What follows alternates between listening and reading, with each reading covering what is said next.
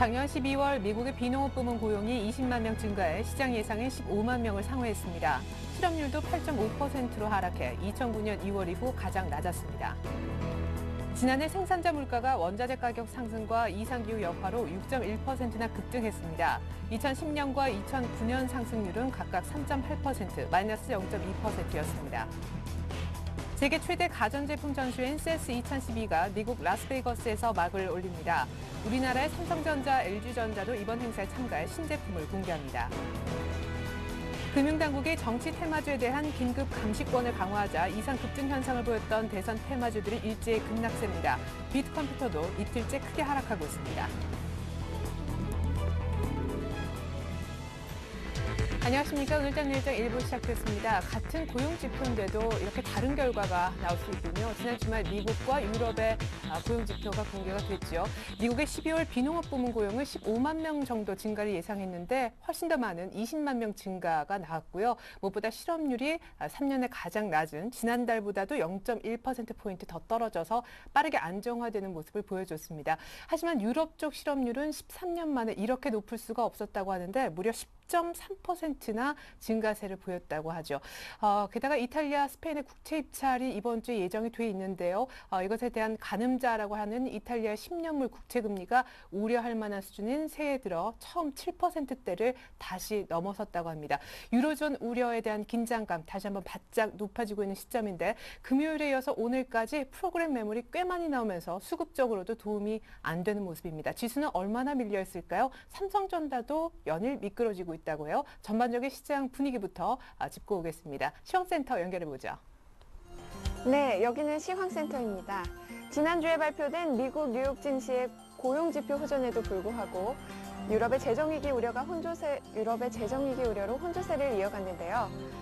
이번 주에 있을 유럽 주요국 정상들의 회담과 또 스페인 및 이탈리아의 국채 발행 일정 등을 앞두고 국내 시장이 연이어서 약세를 이어가고 있습니다. 1월 9일 현재 코스피 지수부터 확인해 보겠습니다. 코스피 지수가 유럽의 재정위기 우려가 재부각되면서 나흘째 약세를 이어가고 있습니다. 현재 코스피 지수는요, 어제보다 0.98% 하락한 1825선에서 거래가 되고 있습니다. 자세한 장중 흐름 확인해 보도록 하겠습니다. 오늘 코스피 지수는 전거래일보다 11.1포인트 떨어진 1832선에서 내림세로 장을 출발했는데요. 프로그램 매물 부담이 점차 하락폭을 확대하면서 장중 한때 1810선까지 떨어지기도 했습니다. 하지만 이후 프로그램 매물 증가세가 다소 정체되고 또 개인 매수세가 추가로 유입되면서 낙폭이 소폭 축소하고 현재는 1825선에서 등락을 거듭하고 있네요. 이어서 코스닥 지수 확인해 보도록 하겠습니다. 코스닥이 개인과 기관의 매도세에 밀려서 이틀째 하락세를 이어가고 있습니다. 현재 코스닥 지수는요, 0.01% 상승한 519선에서 거래가 되고 있습니다. 자세한 장중 흐름 확인해 보도록 하겠습니다. 오늘 코스닥은 뉴욕 증시의 부진에도 불구하고 소폭 오름세로 장을 출발했는데요. 장 초반 매수 우위를 보이던 개인이 매물 규모를 늘리면서 지수가 하락세로 전환했죠. 이후 외국인 매수세가 유입되면서 상승 전환했지만 매수 강도가 점차 떨어지면서 지수가 재차 약세로 돌아섰는데요. 현재는 코스닥이 다시 반전했습니다. 0.01% 상승하면서 519선에서 거래가 되고 있습니다. 이어서 수급 상황 살펴보도록 하겠습니다. 현재 기관이 82억 원 매수 우위를 보이고 있습니다. 반면에 개인과 외국인은 오늘 동반 매도세를 달리고 있는데요. 개인이 11억 원 정도, 외국인이 34억 원 매도 우위를 보이면서 거래가 진행되고 있습니다. 이어서 환율 흐름입니다. 환율이 유로존 재정위기 우려에 사흘째 오름세를 이어가고 있습니다. 현재 환율은요, 어제보다 1원 10전 상승한 1,164원에서 거래가 진행되고 있습니다. 환율은 미국 경제지표 호조와 또 북핵 실험 루머 등으로 급등한 데 따른 반작용으로 전거래일보다 1원 90전 내린 1,161원에서 출발했는데요. 유로존에 대한 시장의 불안 심리가 계속되면서 현재는 상승폭을 확대한 채 1,164원에서 거래가 되고 있네요. 이어서 코스피 시가총액 상위 종목 살펴보도록 하겠습니다. 현재 삼성전자가 2% 가까이 하락했습니다. 101만 9천 원에 거래가 되고 있고요.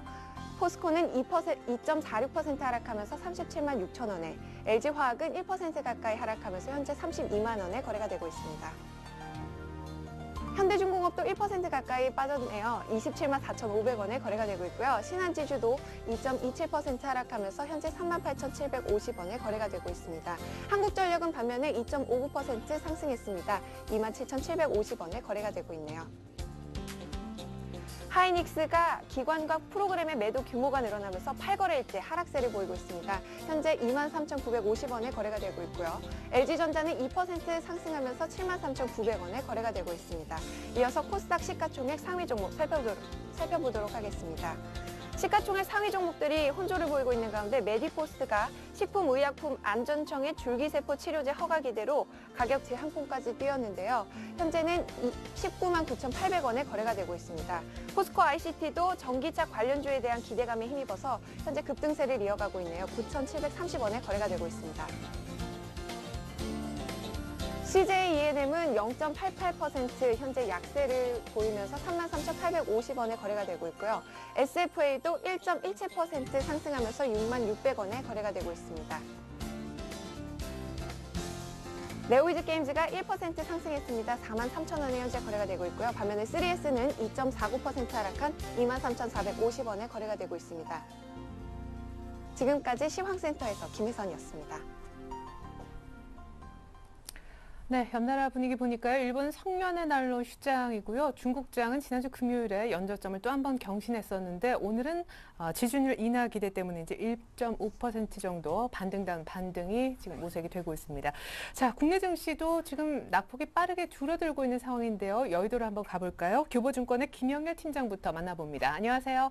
네, 안녕하십니까. 네, 장중 기관의 매수 전환, 코스닥도 플러스가 뜨는데 낙폭 좀 줄이고 있어 다행인 것 같네요. 네, 우선 지난주 금요일에도 그랬고 오늘 프로그램 매도가 확대되면서 장중 낙폭을 확대했지만 오후 들어서 기관 투자자들의 어떤 매수세가 더해지는 부분 등이 낙폭을 만회하는 데 영향을 주었었던 것으로 보여집니다. 전반적으로 어떤 시장의 방향성을 가늠할 만한 잣대가 다소 좀 부족한 가운데 다소 좀 위축된 투자 심리가 다소 좀 아랫방향 쪽을 좀 의식하게끔 만들어 주었는데요. 이런 여건 속에서 수급 부분이 개선되지 못했었던 것이 영향을 주었었던 것으로 보여주지만 다행스럽게도 오후 들어서의 어떤 기관 측에서의 어떤 수급 개선이 전반적인 지수 반등에 힘을 실어주는 것으로 해석이 되어집니다. 참 연초면서도 모멘텀이 없다는 생각이 듭니다. 게다가 미국 쪽 지표가 꽤 강하게 계속 이어지는데도 불구하고 시장이 이 정도라면 오히려 정말 내부적으로 정말 약한 것이 아닌가 생각도 되는데 이번 주 유럽 얘기가 초점이라면서요. 뭐 정상회담 예정도 돼 있고 국채 만기도 몰려 있다고 들었습니다. 일정 좀 챙겨주세요. 네, 그렇습니다. 당장 오늘 밤부터 프랑스와 독일 정상 간의 만남에 이어서 프랑스, 이탈리아 등과 같은 어떤 연쇄적인 정상의 릴레이 미팅이 예정되어 있는 상황인데요. 물론 이런 상황에서 어떤 정상 간들의 어떤 만남이 유럽 재정위기 확산을 막기 위한 답을 얻을 수 있다라고 기대하는 부분은 아닙니다. 하지만 당장 이달 말에 예정되어 있는 유럽 주요 정상들 간의 그 정상회의, 긴급 정상회의를 앞두고 발생 가능한 어떤 마찰음을 줄여주기 위한 어떤 그런 논의 과정으로 해석이 되어진다라면은 어떤 그 명확한 답이 아니더라도 다소 좀 재정위기에 대한 확산 우려를 조금 진정시킬 수 있을 만한 기대 심리를 자극할 경우 시장은 조금 더 개선될 수 있는 여지가 강해지지 않느냐라고 보여집니다. 이런 유럽 정상 간의 어떤 만남뿐만이 아니라 이번 주에는 유럽 중앙은행의 통화정책회의도 예정되어 있다는 점을 들 수가 있는데요. 추가적으로 금리 인하에 대한 가능성이 높아지는 가운데 우선 추가 금리 인하에 대한 가능성을 높게 점치게 있는 요인은 현재 유럽 금융기관들이 보유하고 있는 부실 채권과 비교해 봤을 때 우선 자본 확충을 위한 조달금리 상승을 저항하기 위한 어떤 금리 인하에 대한 개연성 자체가 크다라고 볼 수가 있습니다. 최근 국내 내부적으로는 물가에 대한 어떤 위험 요인들 때문에 현재 뭐 한은에서 지급 준비에 대한 인상 가능성까지도 언급이 되어 왔었지만 이는 현실적으로는 현실화되기 다소 좀 어렵다라 볼 수가 있겠고요. 만약 유럽 중앙은행의 금리 인하 카드가 등장했었을 때 우리 정책 당국에 대한 반응에 대해서도 예의주시해야 될 필요가 높다라고 판단이 됩니다. 네.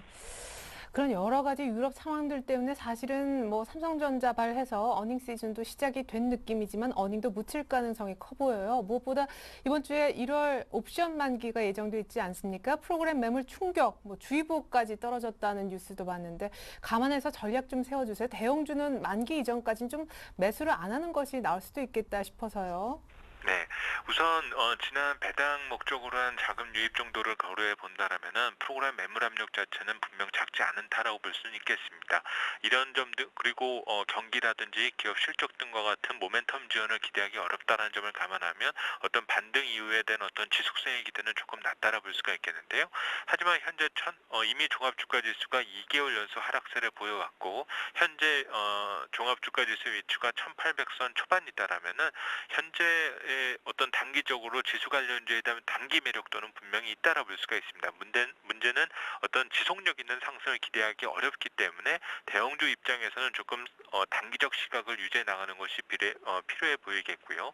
어떤 수급적인 요인이 조금 진정될 수만 있다라면 분명 시장에 대한 변화 가능성 자체는 남아 있다라는 점입니다.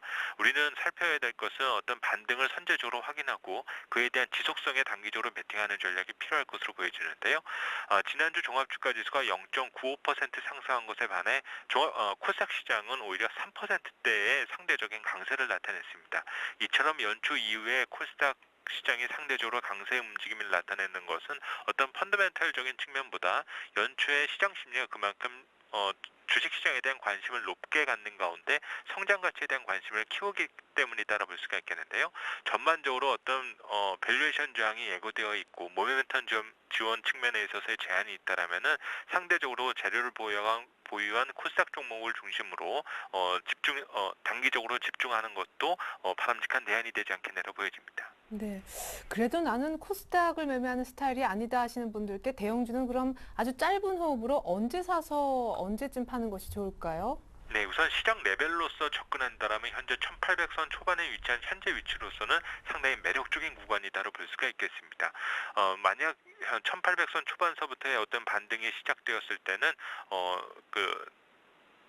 3개월 만에 대한 어떤 반등에 대한 견성까지 고려할 때 1800대 후반까지에 대한 어떤 반등 여지가 상당히 오픈되어 있다고 볼 수는 있겠는데요. 문제는 이런 변화가 나타났을 때 너무 또 막연한 기대를 갖는 것을 조금 주의한 가운데 접근하는 방법이 좀 바람직할 것으로 보여집니다.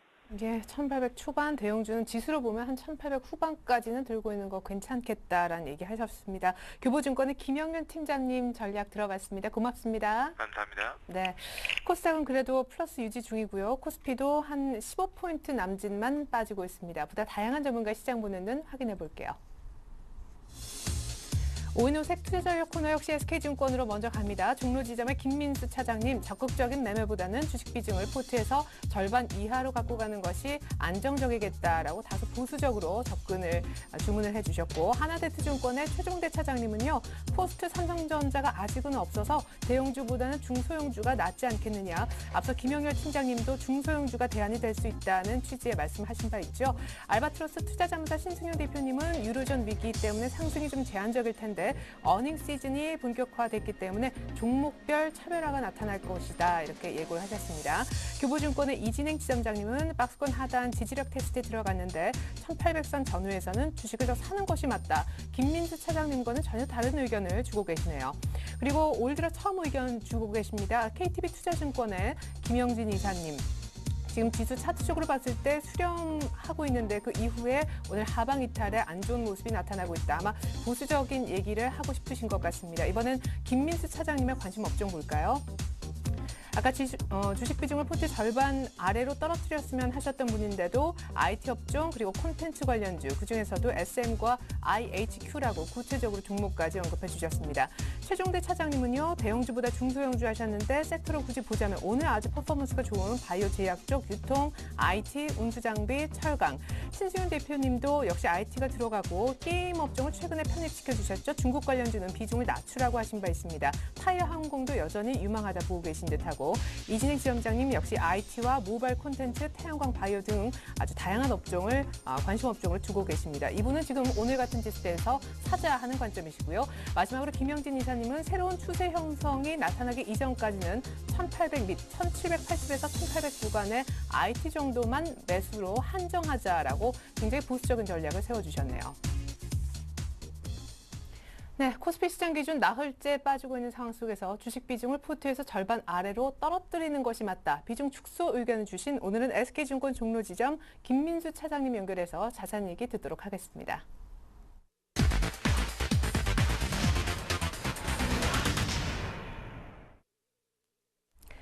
네, 김민수 차장님 안녕하세요. 예, 안녕하십니까. 네, 올 들어 새해 첫 주에 어떤 전략 변화가 있었는지 저희가 변화부터 보고 얘기 이어갈게요. 네, 주간 전략 변화부터 저희가 먼저 살펴드리도록 하겠습니다. 우리 김민수 차장님은요, 1월 3일, 그러니까 올 들어 두 번째 날 굉장히 시장이 큰 폭으로 상승했었죠. 그때 추세 저항 안착 이후 상승 탄력 강화 이렇게 분석을 해주셨었고, 낙폭 과대주 중심의 접근을 얘기하셨었는데 그 다음 날 조금 빠졌었죠. 차익 매물 소화 과정이다 보셨었고, 업종 순환매 확산 얘기를 하신 바 있습니다. 문제는 이제 그 다음 날부터인데요. 1월 5일 1870선의 안착이 중요하다 하셨었는데 이날 딱 121선에 걸쳐서 끝난 날이기도 합니다. 실적 발표 잠정치 앞두고 삼성전자 눌림목 가능성 얘기를 하셨는데 어떻게 보니까 딱 들어맞기도 했네요. 지금 보니 1월 6일 지난주 금요일 날 많이 프로그램 매물이 나왔었던 날인데 유럽 위기에다 프로그램까지 안 도와줘서 주식 비중을 포트의 절반 아래로 떨어뜨렸으면 하고 지난주 금요일부터 말씀하신 바 있고요. 오늘까지도 그 같은 의견을 이어가고 계시는 것 같네요. 네, 김민수 차장님이 결국에는 당시에 121선이었던 1870 안착이 안 되고 프로그램 매물도 쭉 나와서 결국 비중을 좀 축소하자, 보수적으로 보자 이런 관점으로 돌아서신 것 같아요. 예, 그렇습니다. 일단 요즘 시장 흐름들 대하기가 계속 힘든 모습이라고 생각되고 있는데요. 예, 그런 모습 속에서 일단 이번 주 같은 경우도 시작 흐름에서 어떤 시장에 대해서 좀 긍정적인 모습을 찾기가 조금 좀 힘든 모습들 중에 하나가 일단 이번 주 같은 경우도 계속 대외적인 분위기가 계속 부담이 되고 있는 모습들입니다. 특히 계속 얘기가 나오고 있는 쪽에서 이란 쪽에서의 그 지정학적 리스크라든가 특히 유럽 같은 경우 오늘 당장 정상회담들 쪽 회담이 독일과 있긴 하겠지만은 그런 모습이라고 하더라도 오히려 그 주 후반으로 갈수록 국채의 만기일들이 좀 있는 유럽 쪽의 모습들을 봤을 때 항상 보게 되면은 그 어떤 부담감들이 시장을 조금 더 작용을 하게 되면은 아무래도 어떤 시장에 대해서 저가 매수세가 같이 모이는 모습보다는 오히려 그런 거에 대한 우려 때문에 조금 흩어질 수 있는 가능성을 좀 더 염두를 해둬야 될 것 같고요. 차라리 지금 오히려 그런 얘기가 좀 더 나와서 시장이 좀 더 무거워졌을 때 그때 오히려 저가 매수를 가담하는 게 낫지 않을까라는 관점이기 때문에 일단 그 대외 분위기들을 좀 확인하고 움직이자라는 관점 쪽으로 시장을 좀 접근하는 쪽으로 말씀드리고 싶고요. 또 하나는 그 국내 시장 쪽에서에 대한 프로그램 매물에 대한 부담들입니다. 특히 프로그램 매수세는 지난 12월 달부터 어떤 배당에 대한 관점들 쪽으로 조금 강하게 좀 매수세가 유입이 됐다가 일단 그 배당이 끝나고 그 이후에 어떤 그 배당락을 감안했던 베이시스가 어떤 1포인트, 1.5포인트 이상씩 유지가 되던 모습들에서 최근에 이 베이시스가 많이 훼손되다 보니까 당연히 그 프로그램 매물이 유입되는 환경이라고 보시면 될 것 같은데요. 일단 그래도 어떤 수급적으로 시장을 좀 잡아줄 수 있는 모습들이 좀 있다고 한다면 그나마 시장이 좀 견딜 수 있는 모습들로 나올 텐데 만약에 이런 모습들이 좀 반대의 흐름이라고 한다면 아무래도 시장에 대한 부담은 좀 더 커질 수 있다고 생각되고 있기 때문에 이 수급적 부담도 어떻게 보면 좀 시장에 대해서 좀 고려해봐야 될 여건이 아닐까라고 생각됩니다. 따라서 지금은 어떤 그 적극적인 매수 구간들 어떤 박스권 하단부이기 때문에 지지의 가능성들로 접근해서 들어가기보다는 일단 박스권 하단부지만은 박스권 하단부에서 또 한번 이탈할 가능성도 좀 염두를 해두면서 적극적인 매매는 좀 바람직하지 않다고 생각되고 있고요. 그런데 항상 이런 때는 박스권의 흐름에서 고점대와 저점대에서 계속 유지가 되는 시장에서는 약간 한 발 좀 느리다고 하더라도 확인하고 접근하는 전략이 가장 좋다고 생각됩니다. 그래서 그런 전략 쪽에서 주식 비중을 일단 50%대 이하로 좀 관망하는 전략 쪽으로 말씀을 드려보고 싶고요. 오히려 시장 쪽에서 나타나는 어떤 그 실적이 되는 종목들, 특히 최근 들어서 중소형주라고 하더라도 어떤 그 테마가 연결되는 흐름들이 어떤 대선 관련주에 대한 모습들이 아니라 오히려 어떤 그 실적이 좀 바탕이 되는 어떤 중소형주 중심으로는 오히려 매수세가 조금 더 확보가 될 수 있기 때문에 그런 종목 중심으로 접근하는 전략이 좀 더 바람직하다고 생각됩니다. 네. 그래요. 일단 박스권 하단부이긴 하지만 확인 후 대응을 얘기를 하셨는데 지금 차트 모양도 오늘부로 좀 안 좋아지는 겁니까? 수렴 이후 오늘 약간 이탈 추세 비슷한 게 나오는 것도 같아서 1800이 잠깐 깨질 수도 있는 건가요? 일단 지금 차트의 기술적인 모습을 보게 되면 일단 12월 19일 날 나타냈던 저점대가 이렇게 1750선을 형성한 뒤로 이 저점대를 이루는 어떤 단기 추세선 부분들이 오늘자로 일단 또 깨졌습니다. 그런데 최근 들어서 나타나는 현상이긴 하지만은 단기 추세선이 무너졌다고 하더라도 그 다음 날이나 한 1, 2일 뒤에 바로 그 이상을 안착해서 또 들어가는 모습들이기 때문에 아직 추세선이 붕괴됐다고 해서 바로 어떤 그 흐름들이 나타나기는 아직은 아닐 수도 있다고 생각되고 있는데 그렇다고 하더라도 일단 지금 어떤 단기적인 추세선이 붕괴가 됐다는 의미는 아무래도 시장의 심리상 일단 이번 주에 대한 어떤 뭐 여러 가지 흐름들에 대해서 부정적인 가능성을 좀 내포하고 있다고 생각되고 있기 때문에 이제 그 어떤 바로 추세가 복귀할 가능성의 무게를 두는 것보다는 일단 이탈이 됐고 거기서 대해서 어떤 전략에 대해서 변화를 가져가는 게 좀 더 낫지 않을까라고 생각됩니다. 네. 옵션 만기 프로그램 매물 좀 의식해서 대형주보다는 중소형주가 안전할 수 있다는 앞서 그런 업종 얘기를 좀 들어봤었는데 의견이 비슷하신지 아까도 실적 호전 중소형주 언급을 좀 하시는 것 같아서 일부에서는 삼성전자 내리는 거 봐라. IT 좀 조심해야 된다는 의견도 있어서 IT 좋게 보시는지 관심 업종 공개해 주시죠. 예, 일단 관심 업종은 IT 업종들 쪽에서 그래도 지금 실적에 대해서 기대가 되는 쪽으로만 한정을 짓고 싶습니다. 네. 특히 스마트폰이라든가 반도체 부품주들, 특히 그 삼성전자에 대해서 삼성전자가 주가가 좀 약세로 이어진다고 하더라도 일단 스마트폰이나 반도체 부품주 같은 경우는 일단 올해 전반적으로 투자를 좀 크게 하기로 지금 결정이 된 상황이고요. 그런 상황이고 어떤 그 전방 산업 쪽에서의 모습들이 잘 나가기 시작하게 되면 일단 가장 중요한 게 그 단가 인하 압력에서 그렇게 벗어날 수 있는 모습들이기 때문에 그냥 삼성전자가 단순히 주가가 고점에서 밀린다고 하더라도 관련된 종목들은 계속 모멘텀을 보유할 가능성이 좀 더 크다고 생각됩니다. 따라서 특히 지금 당장은 내일 같은 경우부터 시작되는 어떤 CS와 관련돼서 또 모멘텀이 된다고도 생각되고 있는데 일단 그런 관점보다도 어떤 그런 관점은 오히려 재료가 발표된 뒤에 조금 어떤 흐름들이 좀 약해질 가능성은 있다고 생각되고 있고요. 그래서 일단 그 큰 그림상은 오히려 이런 최근에 나타나고 있는 추세를 갖춘 실적 중소형주 종목들 중심으로 탄력을 받는 자리라고 생각되는 어떤 눌림 목적에서는 접근이 가능하다고 생각되고 있고요. 두 번째는 콘텐츠 관련주입니다. 콘텐츠 관련주 같은 경우는 주목하고 있는 모습들이 지금 미국 시장에서 다우지수의 구성 종목 중에서 가장 눈여겨볼 만한 종목이 월트 디즈니 같습니다. 특히 월트 디즈니 같은 경우는 약 한 3일 새 주가가 탄력을 받으면서 강한 상승세를 좀 이끌어가는 모습들인데 그런 모습들에 대한 변화를 본다고 한다면 아무래도 콘텐츠에 대한 강점은 국내 기업들에서도 무시할 수 없다고 생각되고 있기 때문에 그런 분위기에 같이 편승한다고 한다면 관련된 종목들도 좀 눈여겨볼 수 있다고 생각되고 있고요. 그런 가운데서 찾아본 모습들이 이제 SM이라든가 IHQ 같은 종목들 일단 관심 있게 보려고 하고 있습니다. 네, 전반적으로는 주식 비중을 좀 줄였으면 좋겠지만 IT 중소형주, 특히나 실적 호전되는 쪽 그리고 콘텐츠 관련주는 관심 업종으로 편입을 시켜주셨습니다. SK증권 종각지점 김민수 차장님의 전략 확인해봤습니다. 말씀 고맙습니다. 예, 감사합니다.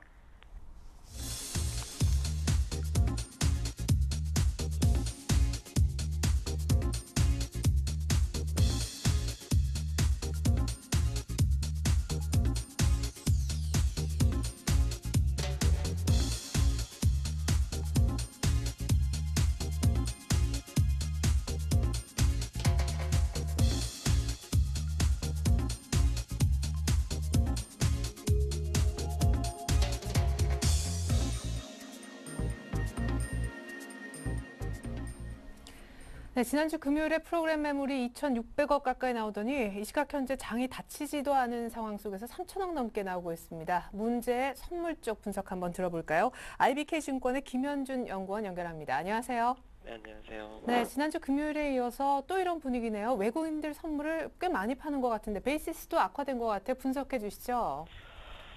네, 지금 지난 금요일에 이어서 오늘도 외국인이 매도가 물량이 좀 나오고 있는데요. 지난 금요일에 한 8천 계약 정도 매도를 했는데 지금 한 3,700계약 정도 매도를 나타내고 있습니다. 일단 당시 베이스가 0.93포인트였는데 오늘은 평균 베이스가 다시 지난 금요일보다 하락한 0.4포인트대에서 지금 움직이고 있는데요. 일단 이론 베이스가 1.4포인트대이기 때문에 지금 베이스는 굉장히 좋지 않은 상황이라고 보시면 될 것 같습니다.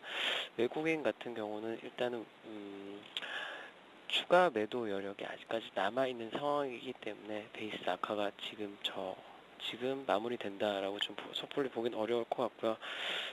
9월부터 지금 어제까지 외국인 평균 선물 순매도 규모가 한 2,800계약 정도인데요. 지금까지 보유한 계약이 한 2만 계약 정도, 2만 8천 계약인데 2만 계약 정도 있기 때문에 추가로 한 8천 계약 정도 매도 여력이 남아있다고 보시면 될 것 같습니다. 아니, 1월 옵션 만기 예상을 좀 어렵지만 언제나 여쭤볼 수밖에 없는데 지금 뭐 미니멈 매물이 한 1조, 맥시멈 한 2조. 지금 주 주체의 어떤 매도 여력을 감안했을 때는 뭐 3조 폭탄 얘기까지도 나오는데 어디까지 정도만 걱정하면 좋을까? 점점점 만기가 다가오니까 어쨌든 궁금합니다. 네, 1월 옵션 만기 관련해서 좀 말씀을 드리면요. 네. 일단 프로그램 오늘이 한 3천억 정도 매물이 나왔는데, 그리고 지금 베이스가 계속 좋지 않기 때문에 조금씩 더 나올 수 있지만, 일단은 이 정도 물량이 나왔음에도 불구하고 추가적으로 나올 수 있는 물량이 꽤 많다고 보여집니다. 일단 국가기관 같은 경우에는 지금 남아있는 게 한 2천억 정도 남아있는 것으로 추정이 되고요. 그리고 기관 같은 경우도 한 2.2조 원 정도 매물이 출회될 수 있을 것으로 보입니다. 그리고 외국인도 한 8천억 정도 매도 물량이 남아있는데요. 그러니까 이 물량들은 지난 베이시스가 정말 시장 베이스가 굉장히 좋았던 12월 만기 때의 시점을 고점으로 해서 추정한 값인데, 그 이후로 이제 출회될 수 있는 물량이라고 보시면 될 것 같습니다. 2011년 8월 이후에 주체별 전저점을 기준으로 좀 추정한 물량이라고 보시면 되는데요. 이 물량 같은 경우는 베이시스가 0.0포인트 이하, 그러니까 백워데이션 상태로 가면 출회될 수 있는 물량이라고 보시면 될 것 같습니다. 일단 거래세가 많이 있기 때문에 이 물량이 지금 당장에 출회되지는 않을 것이고요. 기관과 외국인이 향후 베이시스 개선 가능성이 낮다면 최대한 낮은 베이시스에서 매도 차익 거래를 하려고 하기 때문에 일단 0.0포인트 이하에서는 출회될 수 있다라고 보시면 될 것 같습니다. 일단 매물 부담에 대해서 추정치가 좀 애널리스트보다 좀 다른 것 같은데요. 일단은 베이시스가 악화되면은 나올 수 있는 부담 여력은 2조, 3조면은 남은 3거래일 동안 꽤 많은 물량 부담을 볼 수 있기 때문에 일단은 시장의 상승을 제한하는 요인으로 나타날 수 있을 것 같습니다. 예, 결국에는 매물이 얼마나 만기 이전까지 쏟아질 것인가, 관건은 베이시스의 추가 악화 정도이군요. 베이시스 잘 봐야 될 것 같습니다. 전략까지 잘 들었습니다. IBK증권 김현준 연구원 분석이었습니다. 고맙습니다. 네, 감사합니다.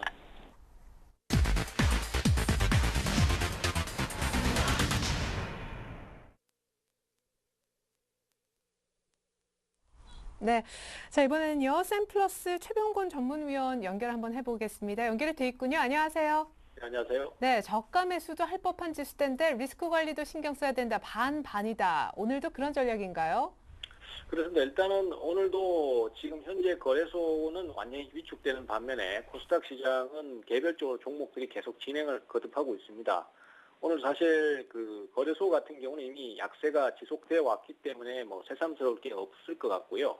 하지만 오늘 아침에 개파락을 해서 30포인트까지 순간적으로 밀렸다는 것은 그만큼 시장의 심리가 많이 약해져 있다는 것을 의미하는 것이겠고요. 코스닥 시장 같은 경우에 오늘 정치권 관련 테마에 대한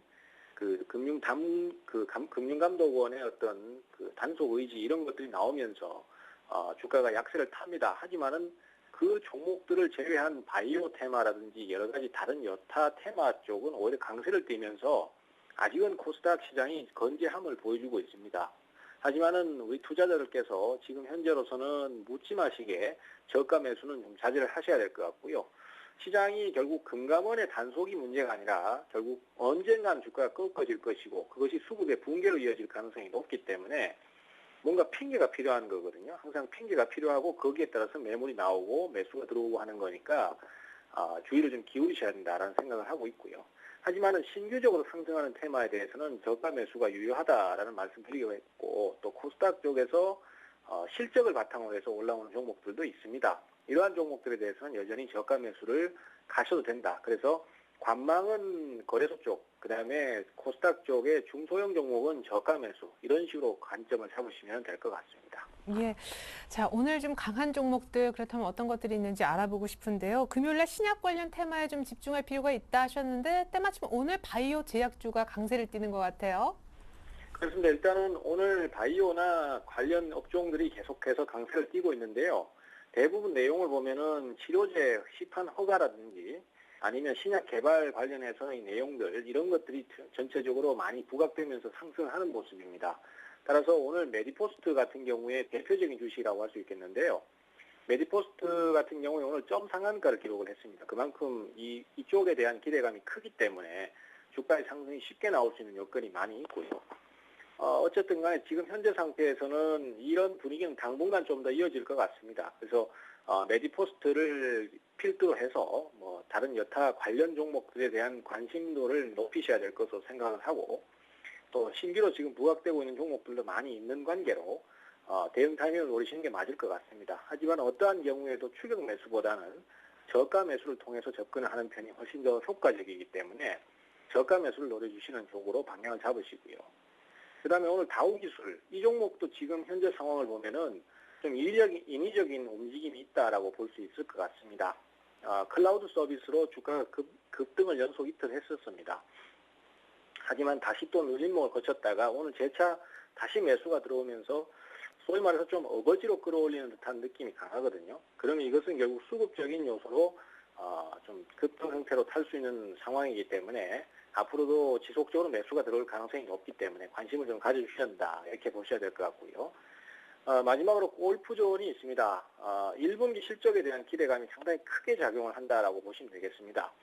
연말을 통한 그 매출 증가라든지 이런 것들이 크게 작용을 했기 때문에 1분기에 그 부분이 반영이 돼서 주가가 상승세를 탈 것이다. 그리고 그동안 주가가 하락했던 것도 좀 과하지 않느냐, 이런 의식이 강하게 작용을 하면서 오늘 반등이 상한가 근처까지 나오는 그런 모습을 보여주는 것 같습니다. 예, 메디포스트 다우기술 얘기하시면서 추격 매수는 좀 자제하자라는 의견 들어봤고, 오늘 많이 오르는 종목 얘기를 들어봤으니까 많이 떨어지는 종목 궁금한데, 당국이 특별조사 들어가서 대선 테마주 급락한다는 얘기 하셨잖아요. 네. 일단 오늘 이지가 역시 대표적인 주식이라고 할 수 있겠는데요. 박근혜 관련 종목들이라고 보시면 되겠습니다. 박근혜 후보가 지금 현재 그 관련된 주식 중에서 대표주자라고 할 수 있는데, 이 종목뿐만이 아니라 뭐 연속으로 급등을 했던 아가방 컴퍼니 같은 정책 관련주들, 그다음에 그 관련해서 또 지분 관계해서 올랐던 종목들도 오늘 전체적으로 다 급락세를 타고 있습니다. 일단은 지금 현재로서는 내일 추이를 한번 보셔야 정확한 답이 나올 것 같고, 이미 조정은 받을 만큼 받아버렸기 때문에 내일 반전이 안 나온다면 수급 주체가 빠르게 빠져나가는 것이니까 그걸 좀 주의를 하셔야 될 것 같습니다. 그 다음에 역시 시장의 하락의 가장 큰 원인이라고 할 수 있는 삼성전자가 두 번째로 꼽히는데요. 삼성전자는 저번에 110만 원을 넘어가면서 오버슈팅을 하고 난 다음에 그 다음부터 연속 하락이 나옵니다. 대형주들은 보통 이렇게 하락을 하고 그것이 지금 시장을 끌고 내려가는 주 요소로 작용을 하기 때문에 이 종목이 내일 반등을 한번 할 만한 가능성이 있는데요.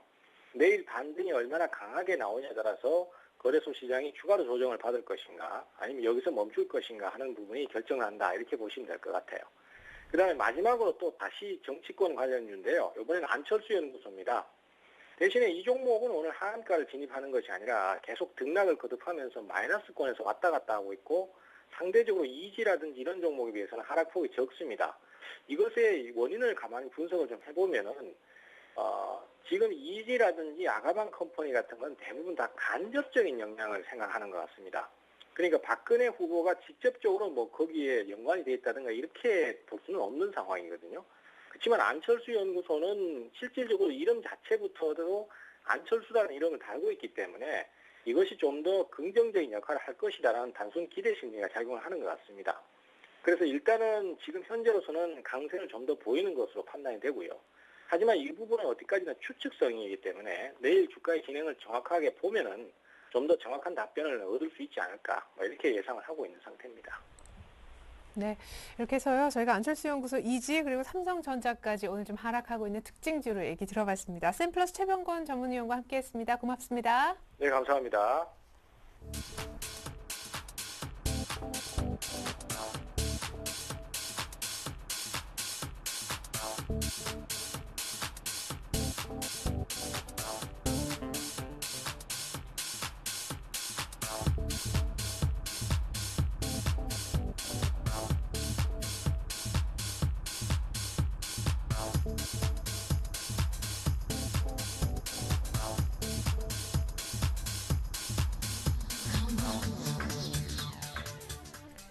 네, 프로그램 매물은 조금씩 더 늘어나는 추세, 그러나 시장은 1820선 중반 정도에서 버텨주고 있습니다. 다시 한번 마감 전략 짜볼 텐데요. 레프리콘 인베스트먼트 임재호 대표님 나와주셨습니다. 안녕하세요.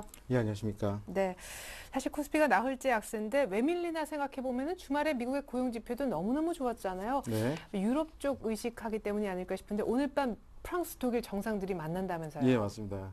9일 이번 달에 이제 정상회담이 상당히 많고요. 유로존에서 일단은 9일 날 독일하고 프랑스 정상회담이 있고 11일 날 독일하고 이탈리아 정상회담이 있습니다. 여기에는 재정 통합에 대한 유로존의 재정 통합에 대한 구체적 방안에 대해서 이제 회의를 하게 될 텐데요. 제가 볼 때는 여기 기존 방안에서 크게 벗어나지 않는 것들이 이제 나올 거기 때문에 커다란 이슈가 되지는 않을 거라고 보고 있습니다.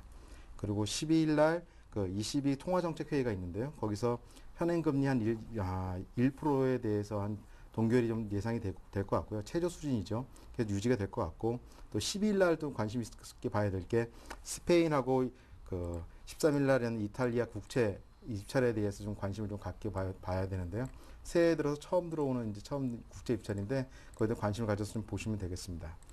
그리고 또 미국에 대해서도 좀 봐야 되는데 미국의 이제 경제 지표가 계속 나오게 되는데 일단 제일 먼저 9일 날 소비자 신뢰 지수가 나오고요.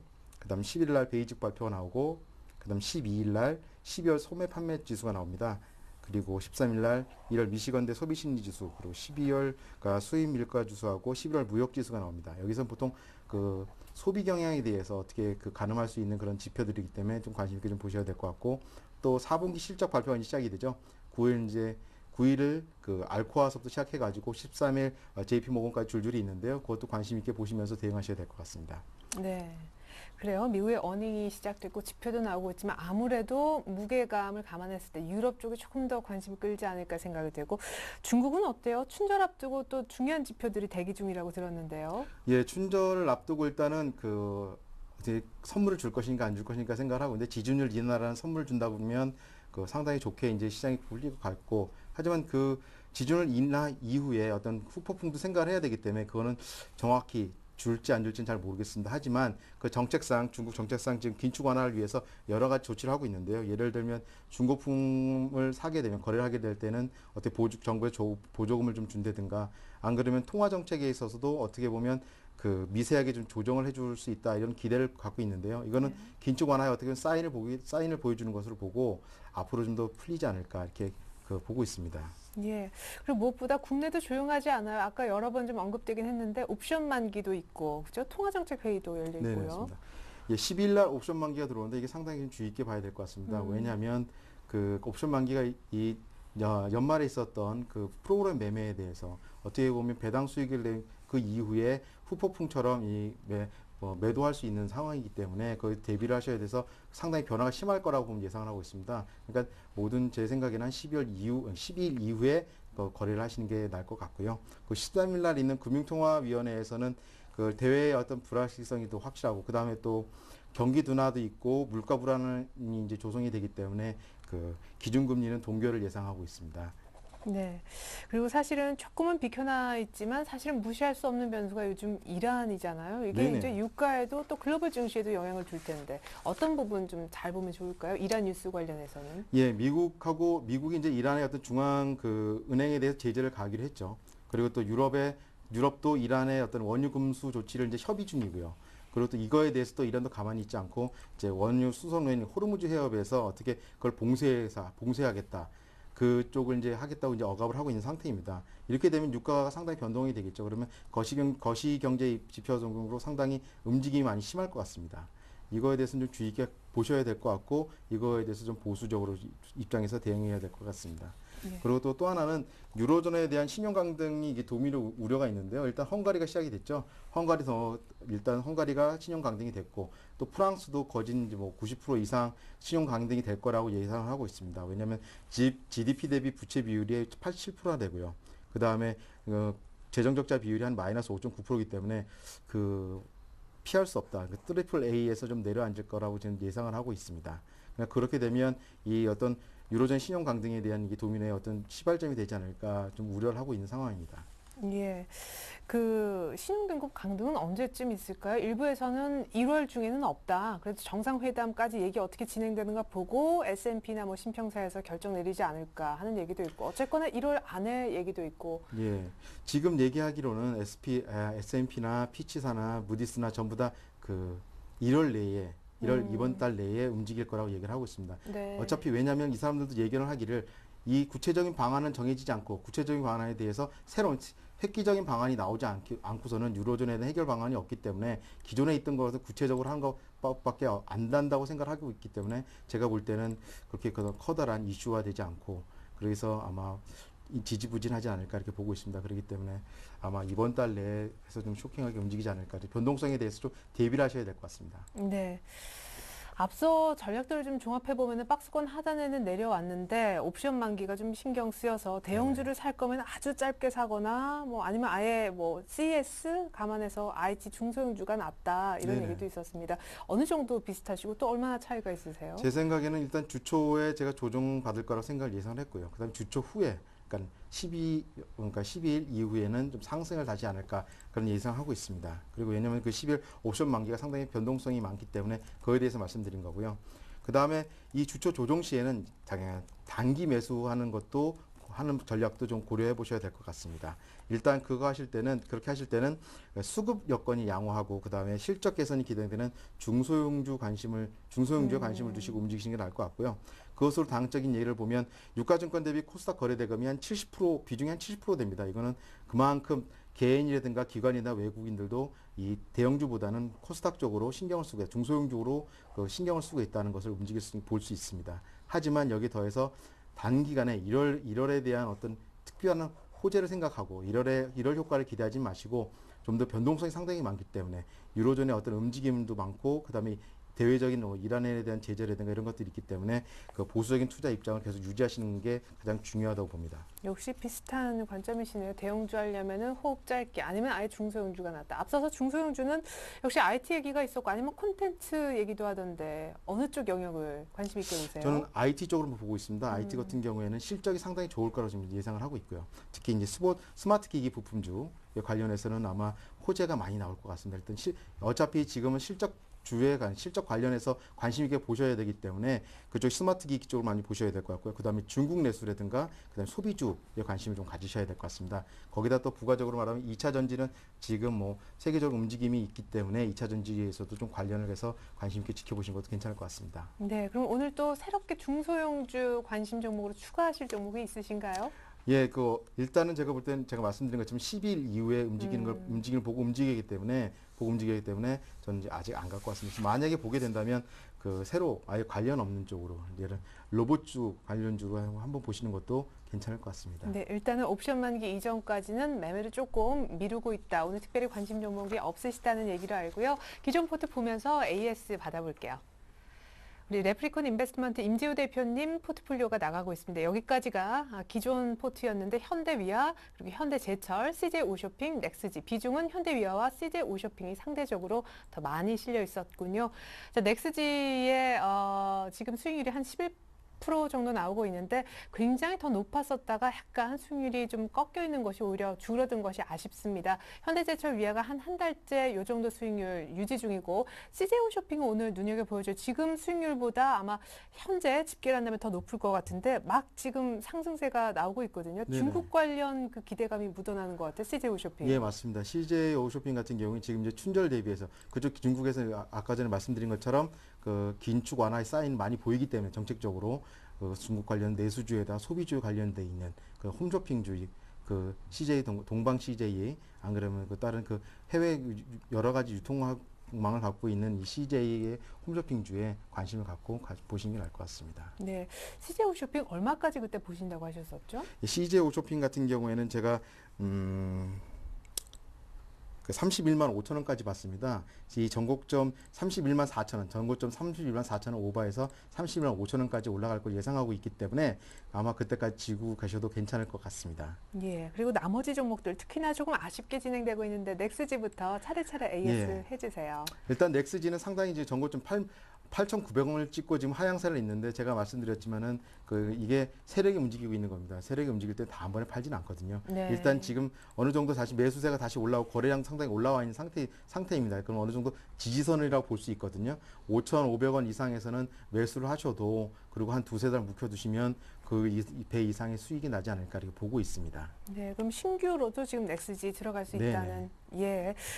사실 뭐 보안 관련해서 많은 이슈를 또 모으고 있는 대표 중소형주 넥스지 설명까지 들어봤고요. 현대위와 현대제철이 이 두 현대자 들어가는 종목이 좀 조용해요. 아, 예. 일단 현대위아 같은 경우에는 아시다시피 지금 자동차 완성차들이 내년에도, 그러니까 올해에도 상당히 많은 소비 형량이 올라갈 거라, 소비가 많을 거라고 예상하고 있습니다. 그렇기 때문에 기존에 있던 자동차주에는 우려에 대해서는 좀 실제적으로는 그렇지 않고요. 제가 볼 때는 앞으로 더 좋아질 거라고 우상향하고 있기 때문에 이 현대위아 같은 경우 이 자동차 부품주 그리고 기존의 거가 다르게 이 자동차 부품 중에서도 이거는 기아나 현대차 어떤 확실히 목표물이 있기 때문에 좀 더 가지 않을까, 좀 더 목표가에 올라가지 않을까 보고 있습니다. 지금은 단순 조정이라 보시고요. 일단 여기서 매수하셔도 괜찮을 것 같습니다. 네. 그리고 현대제철 하나 남았죠? 짧게 부탁드릴게요. 네. 현대제철 같은 경우에 제가 말씀드린 것처럼 비수기입니다. 일단 비수기인데 1, 4분기가 시작되면 다시 성수기로, 그러니까 어떻게 보면 소비 성향이 잠깐 올라가게 될 겁니다. 재고를 맞춰야 되기 때문에. 그리고 이제 현대제철 같은 경우에는 앞으로 무리 없이 또 올라가게 될 거라 좀 보고 있습니다. 지금 어떻게 보면 지금 매도나 매수 어떤 수급에 상당히 좋거든요. 그리고 외국인이나 기관이라도 움직임이 상당히 같이 따라가고 있기 때문에 같이 보유하셔도 괜찮을 것 같습니다. 네, 결국 네 종목 모두 다 홀딩해도 괜찮다는 보유 관점 AS 들어봤습니다. 완성된 포트폴리오 다시 한번 보여드릴게요. 임재 대표님 완성본입니다. 현대위아, CJ 홈쇼핑, 현대제철, 넥스지 비중 그대로 그리고 다 보유하겠다는 의견이셨는데요. 넥스지는 현재 5,500원 정도인데 신규 매수도 괜찮다고 얘기하셨습니다. CJ 홈쇼핑 중국 지금 이제 기대가 막 묻어나요. 27만 4,200원까지 목표가 제시해 주셨네요. 네, 지금까지 레프리콘 인베스트먼트 임재우 대표와 함께 마감 전략 세워봤습니다. 말씀 고맙습니다. 예, 감사합니다. 이제 조금 있으면 마감 동시효과 들어갑니다. 기관 매수로 코스닥은 하루 만에 상승 전환할 것 같은데 코스피는 프로그램 매물 압박에 결국 꼬리를 내릴 것 같습니다. 전 잠시 종가 들고 2부로 다시 옵니다. 고맙습니다.